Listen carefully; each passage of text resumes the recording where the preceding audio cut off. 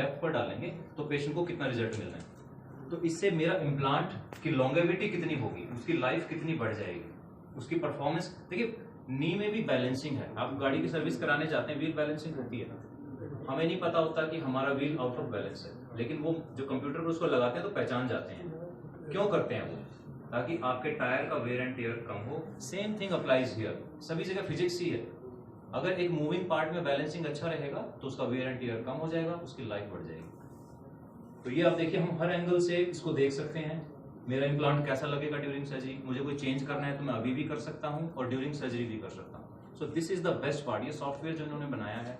Similarly, in coming months, we are coming with robotic hip replacement and spine surgery also. So this will be practically a ortho robotic department, जिसमें हम maximum काम AI के साथ और robot के साथ करेंगे। ये देख, हर एंगल से आप देख सकते हैं। सर इसके कारण बताएंगे क्या? सॉरी, क्यों करना पड़ता है? देखिए सर, एजिंग पॉपुलेशन है, जैसे जैसे एज बढ़ेगी बॉडी में डिजनरेशन होगा, चाहे वो आपका लेंस चेंज होना है या आपके स्टेंट डलने हैं या नी रिप्लेसमेंट होना है या प्रोस्टेट सर्जरी होनी है, these are all part of ageing. धीरे धीरे इंडिया में जो रेशो है ageing population and young population का, वो बढ़ रहा है and will need more of this in future. Model आपको दिखाऊं जरा, मॉडल नी जॉइंट ये ऐसा रहता है, आप सब जानते हैं, ऊपर एक बोन है, इसको फीमर कहते हैं, and this bone is tibia. हम कोई भी जब रिप्लेस करते हैं जॉइंट को तो मूवमेंट कहाँ होती है? There is a gap between the bones. तो सर्जरी में जो सबसे बड़ा फैक्टर होता है दैट इज गैप बैलेंसिंग। ये थोड़ा टेक्निकल टर्म है, इसको गैप बैलेंसिंग कहते हैं। अगर ये गैप हम दोनों तरफ इक्वल मेंटेन कर लेते हैं at all range of movement, क्योंकि हिप की नी की मूवमेंट्स बहुत सारी होती हैं, at all movements at all angles this gap should be balanced. और ये बैलेंसिंग अभी तक हम क्या कर रहे थे? हम सिर्फ अपनी आई बॉलिंग जिसको कहते हैं या अपनी जजमेंट से कर रहे थे। वो कभी कम भी हो जाता था, कभी ज़्यादा भी, क्योंकि आप भी समझते हैं कि ह्यूमन आई 1 मिलीमीटर या 1 डिग्री ऑफ एंगल को अप्रिशिएट नहीं कर सकती है। कुछ भी कहिए आप, 1 डिग्री और 1 mm ह्यूमन आई से डिटेक्टेबल नहीं है। और नी की परफॉर्मेंस में 1-1 मिलीमीटर और 1-1 डिग्री का सिग्निफिकेंस है, उसको हमने काउंटर किया है बाय रोबोटिक टेक्निक। इसका सबसे बड़ा एडवांटेज क्या है? इधर अगर आप देखेंगे जो मशीन है, इस तरफ आप देख रहे हैं कंसोल जो है, सर्जरी से पहले हम एक 3D CT करते हैं पेशेंट के नी का, पेशेंट की पूरा किस साइज का नी है, किस तरह का शेप, क्योंकि नी की शेप अलग अलग रहती है, बोन की शेप सबकी अलग रहती है, हम इसमें फीड करते हैं through a 3D CT scan data. हमारा जो कंप्यूटर है वो हमें सर्जरी से पहले ही बता देता है कि अगर आप इम्प्लांट को इस पर्टिकुलर एंगल पर डालोगे, इस पर्टिकुलर साइज का इम्प्लांट रखोगे तो पेशेंट की परफॉर्मेंस ऐसी आएगी। This thing was unthinkable before this machine केम इन।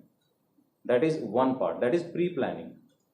उसके बाद हम सर्जरी की बात करें, आपने मूवमेंट्स देखे हैं अभी रॉबोट की, इसकी ऑलमोस्ट आप देखें वो मूवमेंट्स हैं जो ह्यूमन हैंड से हो ही नहीं सकती हैं।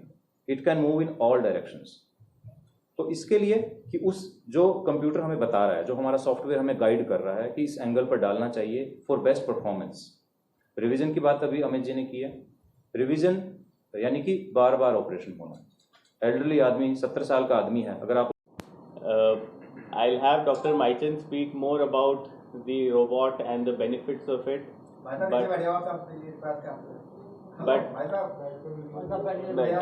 advanced robot from orthopedics perspective, and we as a hospital have done something very interesting, which is minimally invasive surgeries with an active orthopedic robot.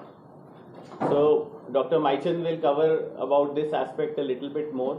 I will just take one quick minute to talk about CK Birla Hospital Group. We have 5 hospitals in the group.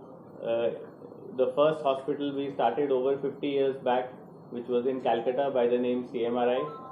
And right now in Delhi NCR we have 2 hospitals. One is this in Dr. Ashwini Maichan, I am Director Orthopedics at CK Birla Hospital. आज जो press conference करने का उद्देश्य क्या था?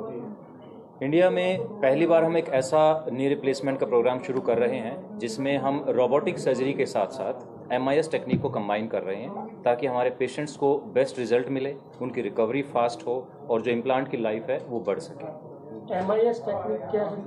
MIS technique means कि हम joint के आसपास के जो टिश्यूज़ हैं, whether it's muscles, ligaments and capsules, उनको डैमेज नहीं करते हैं। उससे पेशेंट की ब्लीडिंग नहीं होती है, ज़्यादा डिसेक्शन नहीं करना पड़ता है, पेशेंट को पोस्ट ऑपरेटिवली पेन नहीं होता है और उनकी रिकवरी फास्ट होती है। क्या ये टेक्निक रिप्लेसमेंट से पहले की है या रिप्लेसमेंट के बाद की है? ये जब हम एक्सपोज करते हैं जॉइंट को, दैट इज़ MIS टेक्निक। उसके बाद जो काम है वो रोबोटिक काम है, जो बोन कट्स लगाते हैं वो रोबोटिक है। सर, आम आदमी अगर घुटने को रिप्लेस कराना चाहे तो उसका एक्सपेंसेस क्या होगा और वो कैसे बियर कर सकता है, कैसे आप तक पहुँचे? सर, उस चीज़ को डिपेंड करता है कि पेशेंट को क्या कॉमॉर्बिडिटीज़ हैं, यानी कि उनको कोई डायबिटीज़ है, ब्लड प्रेशर है और क्या क्या डिजीज़ हैं, और उनका घुटना कितना ख़राब है, हमें कितना काम करना है, हाफ नी रिप्लेसमेंट करना है या कंप्लीट करना है, तो इट्स वेरिएबल। मिनिमम और मैक्सिमम खर्चा कितना आएगा सर? क्योंकि मेन जो आदमी होता है वो डरता है खर्चे से। जनरली 2 लाख से 5 लाख के बीच में रेंज रहता है, डिपेंडिंग ऑन कि कितना काम है उसमें, कितने उसमें क्या इम्प्लांट यूज़ कर रहे हैं, किस टेक्निक से हो रहा है सारी। सर, अभी तक रोबोट से आपने कितने surgery? We have already done around 20 surgeries, और आगे आने वाले टाइम में जब आपसे नेक्स्ट टाइम मिलेंगे तब तक I think will be crossing hundreds. Sir, जो 20 हो उसमें से किसी की कोई शिकायत आई है, किसी को कुछ परेशानी की या कुछ? नहीं, nothing. They are all doing well by god's grace. Age group क्या रहा होगा सर ज़्यादा? सर, जनरली 60 to 80 के बीच में रहते हैं। जनरली जो नी रिप्लेसमेंट की एज है, एवरेज यही है। हालांकि कई बार 50 से नीचे के भी पेशेंट होते हैं, sometimes we get patient for 90+। Sir, आपके नजरिए से ये जो घुटने की प्रॉब्लम है ये किस एज में शुरू होती है लोगों को, और किस एज में उसको क्या केयर करना चाहिए? जनरली 50+ में होती है, लेकिन हम उसकी तैयारी पहले से कर सकते हैं कि हमें लेट हो या ना हो। उसके लिए आपको अपनी बोन क्वालिटी अच्छा रखना चाहिए, रेगुलर एक्सरसाइज करना चाहिए, बॉडी में कैल्शियम और विटामिन डी के लेवल ठीक रखने चाहिए, और एक ओवरऑल हेल्थ, यानी कि आपका वेट ज़्यादा ना बढ़े, आप एक्टिव रहें, आपको बाकी डिजीज़ हैं तो उनका प्रॉपर ट्रीटमेंट कराएं, ताकि जितनी आपकी बॉडी एक्टिव रहेगी उतने आपके जॉइंट हेल्दी रहेंगे। Vipul for the introduction, and I thank my hospital, C.K. Birla Hospital, for giving me the responsibility of leading the robotic program. दोस्तों, जैसे आपका एक जॉब है, एक ड्यूटी है टुवर्ड्स द पब्लिक, कि आप इंफॉर्मेशन को गैदर करते हैं, पब्लिक के साथ शेयर करते हैं, बहुत बड़ी जिम्मेवारी है, बहुत बड़ी रिस्पॉन्सिबिलिटी है। इसी तरह पब्लिक के लिए हमारी भी एक जिम्मेवारी है कि हेल्थ केयर में हम उनको बेस्ट कैसे दे सकते हैं। हमारा जो, आपने इस तरह की बहुत सारी कॉन्फ्रेंस पहले भी अटेंड की होगी, हर हॉस्पिटल बताता है हमारे पास बेस्ट मशीन है, हमारे पास ये है वो है, बहुत सारी बातें होती हैं, बट एक्चुअली क्या है कि ट्रीटमेंट की फ़िलॉसफी क्या है। हम पेशेंट का जो ट्रीटमेंट करते हैं, जो इलाज करते हैं, हमारे पास पेशेंट तकलीफ में आता है, हमारी फ़िलॉसफी क्या है काम करने की, हम पेशेंट को बेस्ट कैसे दे सकते हैं। एक सर्जन और एक जो हेल्थ केयर टीम है वो हमेशा यही सोचती रहती है कि इससे बेस्ट कैसे करें, not in terms of business, not in terms of number of patients, but in terms of comfort to the patient.